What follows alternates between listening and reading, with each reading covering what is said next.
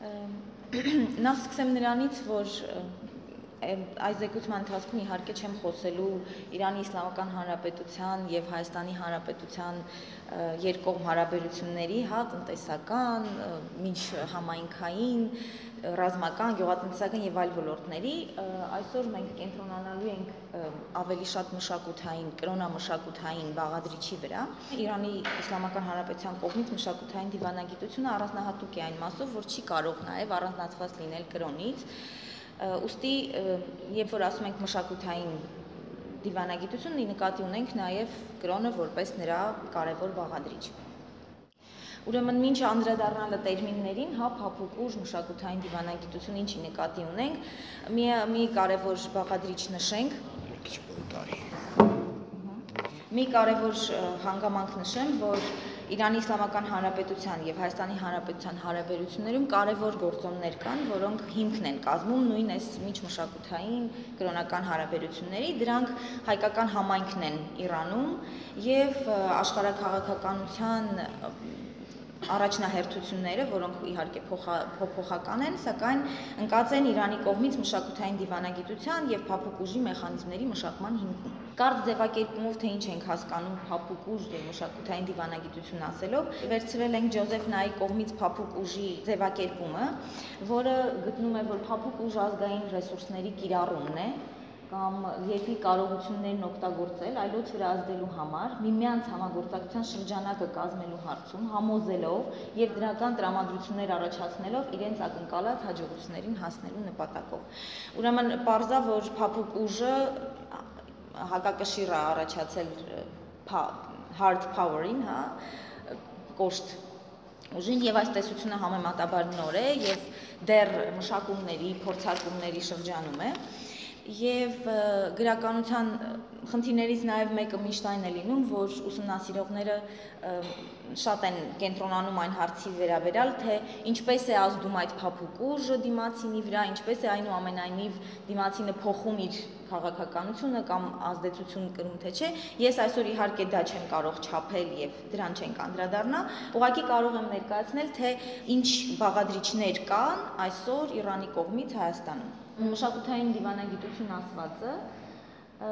որպես հասարակական դիվանագիտության եւ փափուկ ուժի մի տեսակ է, ներառում է մտքերի, տեղեկատվության, արվեստի, մշակույթի եւ այլ բնագավառների փոխանակում ժողովուրդների միջև, փոխճանաչումն ու փոխըմբռնումը սերտացնելու նպատակով։ Ավելի վաղ Միչելը դեռ բնութագրում էր, որ մշակութային դիվանագիտությունը որպես երկրի մշակութային ազդեցության ուժեղացման գործում մեծ ազդեցություն ունեցող երևույթ է, ստեղծելով օրինակ շրջագայող արվեստագետների կամ երկրի լեզվի դասավանդումը ապահովելով տվյալ երկրում, կամ մշակույթի տարածում այլ երկրների համալսարաններում եւ այլն, դրանք բոլորը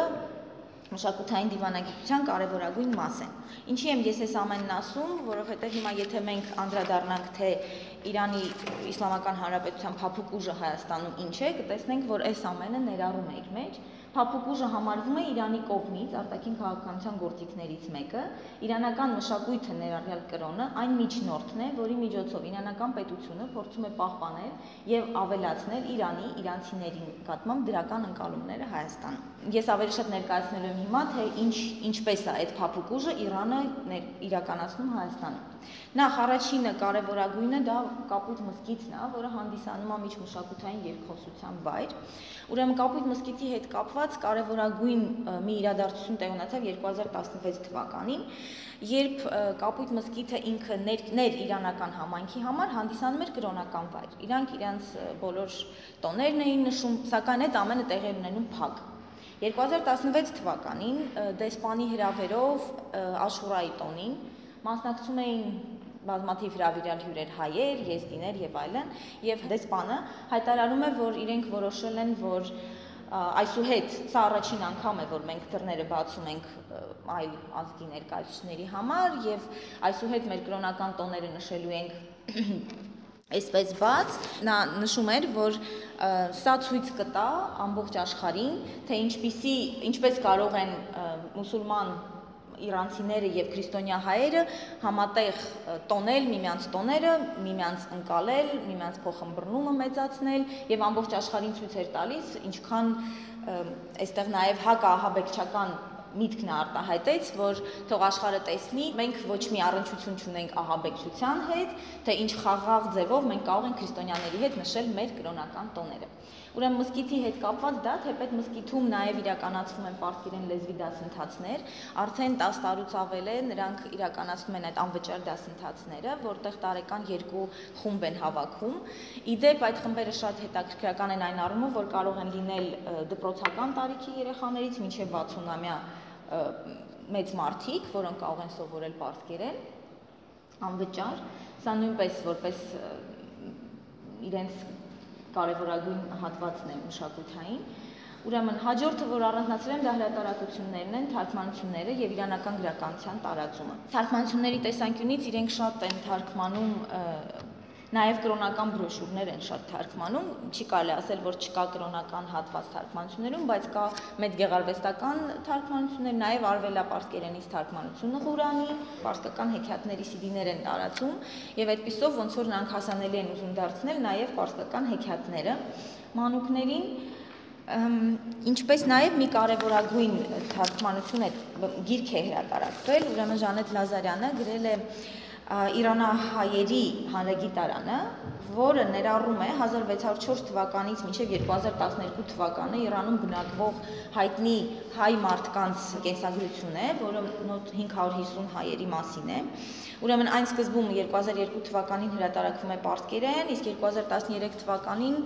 էլի մշակույթի կենտրոնի շնորհիվ թարգմանվում է եւ հրատարակվում է նաև հայերեն։ Ուրեմն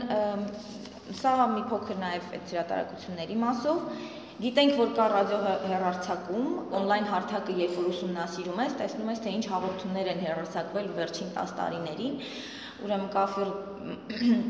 բնականաբար էլի հեքիաթների մեծ 13-ից 15 րոպեանոց հաղորդումներ են հեքիաթների մասով, կինոյի մասին մեծ շարք գոյություն ունի։ Մի խոսքով, եթե գնաք ռադիո, ապա կտեսնեք, որ մշակույթի առումով Իրանը լավ ներկայացված է ռադիոյում, թեպետ չգիտեմ որքանով է, ասենք, ազդեցությունը էլի չափելի չի։ Եթե հետաքրքրվես պարսկական մշակույթով, ապա նյութ անպայման կգտնես հայերենով, թե ռադիո հարթակում, թե օնլայն։ Կարծում եմ չկա Հայաստանում նման ձևաչափով կազմակերպվող կոնֆերանսներ, որոնք ավանդույթ դարձած լինեն։ Ուրեմն ամեն տարի Իրանի մշակույթի կենտրոնը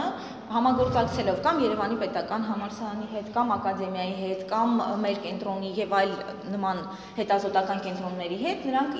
անցկացնում են ամենամյա կոնֆերանսներ։ Կոնֆերանսները նվիրված են կամ Իմամ Խոմեյնիի մահվան տարելիցին, կամ իսլամական հեղափոխությանը, կամ հայ-իրանական հարաբերություններին եւ այլն։ Ակադեմիական կոնֆերանսների տեսանկյունից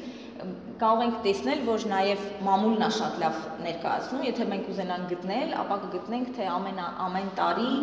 ինչ կոնֆերանս ա եղել, ովքեր են զեկուցել, ինչ տեքստ ա գնացել եւ այլն։ Թերթի սա ակադեմիայի մասը անցյալ տարի համալսարանում եւ նաեւ հաջորդ կետը, որ առանձնացրել եմ, դրանք ցուցահանդեսներն ու համերգներն էին։ Ուրեմն ցուցահանդեսներ, համերգներ բազմաթիվ կազմակերպվում են իրենց տոնակատարությունների ժամանակ։ Ցուցահանդեսների կարևորության մասին Դեսպանատան մշակութային կենտրոնի տնօրենը անցյալ տարվա մշակութային երկխոսություն կոչվող ցուցահանդեսի մասին ասել էր հետևյալը. կարևոր են հատկապես տուրիստական տեսանկյունից, ուր էլ որ գնում ես, ուզում ես տեսնել քո երկրից մի մասնիկ։ Այս մշակութային երկխոսություն կոչվող ցուցահանդեսի ժամանակ յուրաքանչյուր այցելու կարող է տեսնել մշակութային երկխոսություն, որն էլ մեր բարեկամության խորհրդանիշն է։ Այսինքն նրանք տեսնելով այստեղ իրենց իսկ ցուցահանդեսը ոչ միայն մեզ ճանաչելի են ուզում դարձնել, նաև իրենց համայնքի համար ուզում են կամ իրենց տուրիստների համար ուզում են գրավիչ դարձնել։ Եվ վերջինը ու կարևորագույնը Նովրուզն է Երևանում, որը որ այս վերջին տարիներին կարելի ասել են միակ տոներից է, որ գրեթե բոլոր ԶԼՄ-ներով հայաստանյան ներկայացվում է, մեծապես լուսաբանվում է եւ այսքանով ավարտեմ, թե ինչ են անում իրանցիները մշակութային բնագավառում Հայաստանում եւ որպես եզրակացություն ասեմ, որ մշակութային դիվանագիտությունը Հայաստան-Իրան հարաբերություններում հականարատիվ է, այս էլի իրանական ընկալումն է, որը ցույց է տալիս, որ տարբեր ժողովուրդներ եւ նրանց ավանդույթները կարող են համատեղ գոյություն ունենալ, ուժեղացնելով միմյանց փոխադարձ փոխըմբռնման միջոցով եւ կառուցելով նոր ավանդույթներ միասին։